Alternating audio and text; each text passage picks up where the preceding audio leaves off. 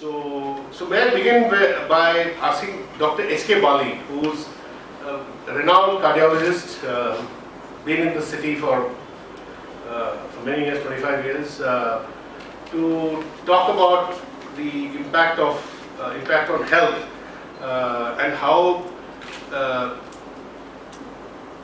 the crisis that we see, crisis in India of health issues.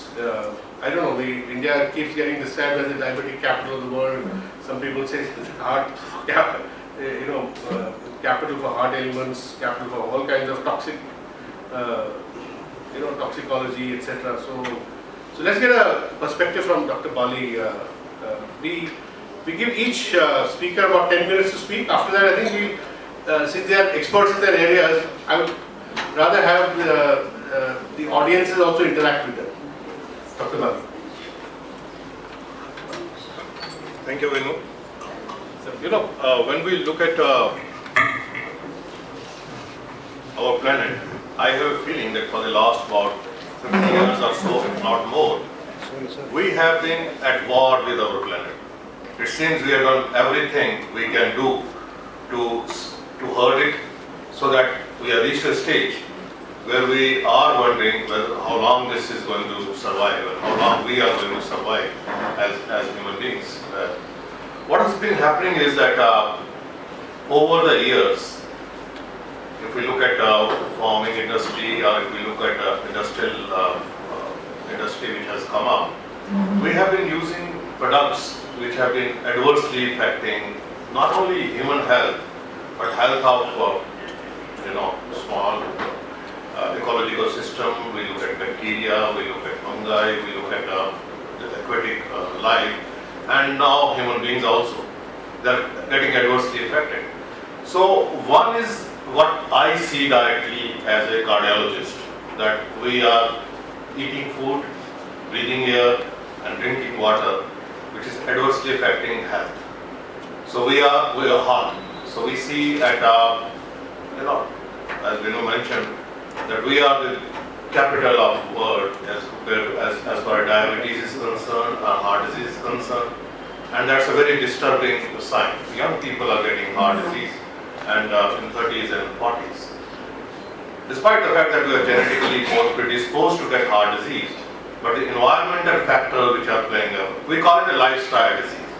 We have adverse lifestyle which has led on to cause all these heart disease. But more importantly, what is happening is that in the farming industry, what the pesticides we are using, the fertilizers we are using, they are affecting our health. Now, how do they affect our health? Now, pesticides have been with us for almost 200 years now, and for the last 40 years, they have become more aggressively using it. And we need to understand that it's a double-edged sword, because unless we have pesticides, the pest would damage the crop, and crop would ultimately damage the ecological system and affect our health because of poor nutrition. But once we use pesticide, it alters the entire ecosystem of the environment.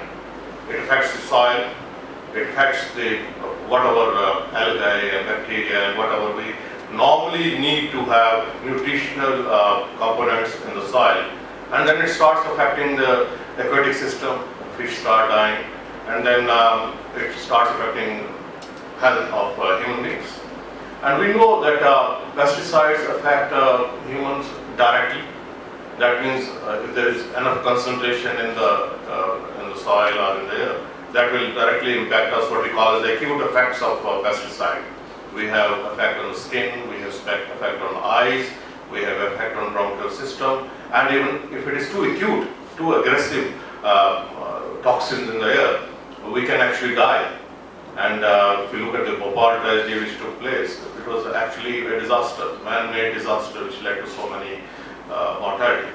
But chronically, once pesticides are there in the surface water, are in air, and we do not realize that they are in our drawing room also.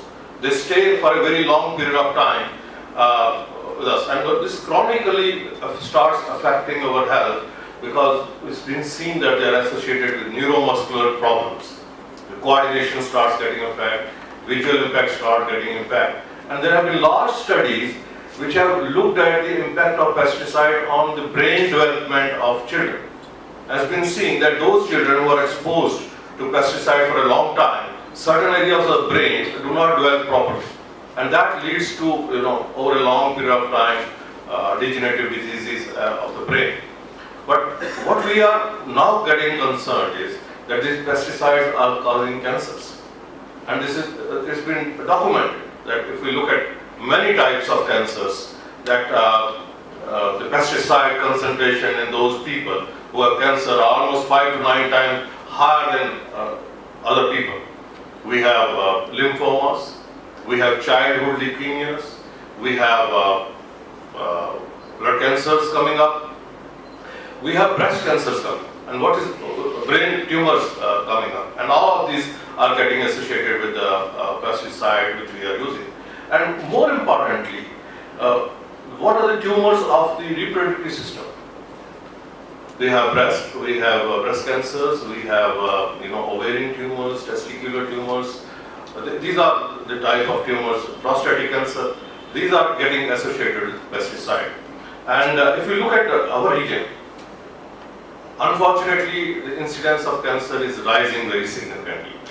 We have Malwa region where because of pesticide and industrial waste, which is getting let out in water resources, there are the cancer incidence has increased.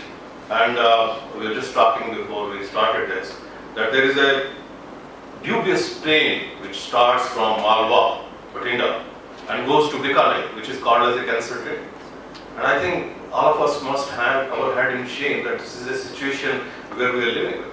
So we have problems not only of diseases coming up, cancers coming up, and then we have an issue that reproductive system gets affected. There are more infertility in regions where there are too much of pesticide. We have stillborn births, we have developed children taking birth, and then complications are occurring because of that. So you look at entire spectrum of disease, they are being caused by pesticide. So how do we go about it? If you look at internationally, there have been efforts to see that a lot of pesticides, or any pesticide which is developed, undergoes a very extensive protocol, so that we look at the safety protocol of those pesticides, that what ultimately comes to market is going to be safe for ecological system and for humans.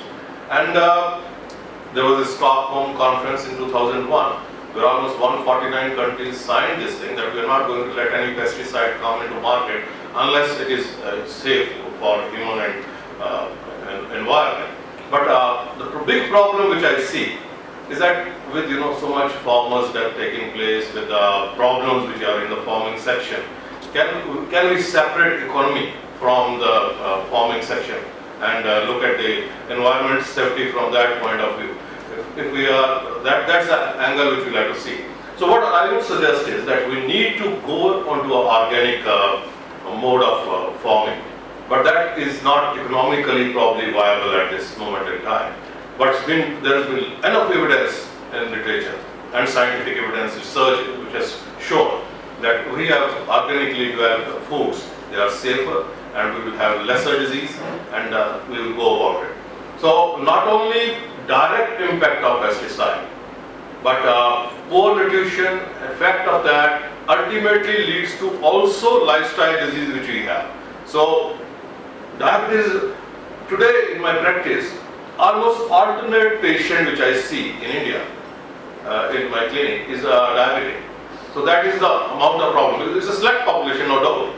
But that's the impact we have, that anybody who comes to my clinic, every second person has diabetes. And I remember about 25 years ago, we used to say there were child onset diabetes and adult onset diabetes, and we had only 2 to 4% people suffering from diabetes. And it was rare to find somebody in your family or your people around you to be suffering from diabetes. But today it is the norm. I mean, if you look at around your friend, you will find that people are suffering from diabetes. Hypertension, we did study in way back in 1992. We did it in urban areas in Chandigarh, then we had semi-urban areas in Raipurani, and then we had villages. And there was a spectrum that hypertension was more prevalent in Chandigarh. But today, again, this study PJ has done about 1 year back, and we found that 40% of people in Chandigarh have high blood pressure. So all this is, no doubt stress is there, no doubt genetic factors are there, but environment, which is a man-made disaster, is causing havoc to our health. And I do not know what we will be leaving behind to our future generations, what type of planet we will be leaving behind. They would have severe problem. And I think I am very grateful to Devinder ji for organizing this. He keeps on organizing these conferences very well. So, but we need dedicated people to look at the root cause of this thing, so that we look at environmental safety first, before anything becomes available for practical use. So we are living on a volcano, I would say, the type of health problems we are generating, we are producing. Thank you. Thank you.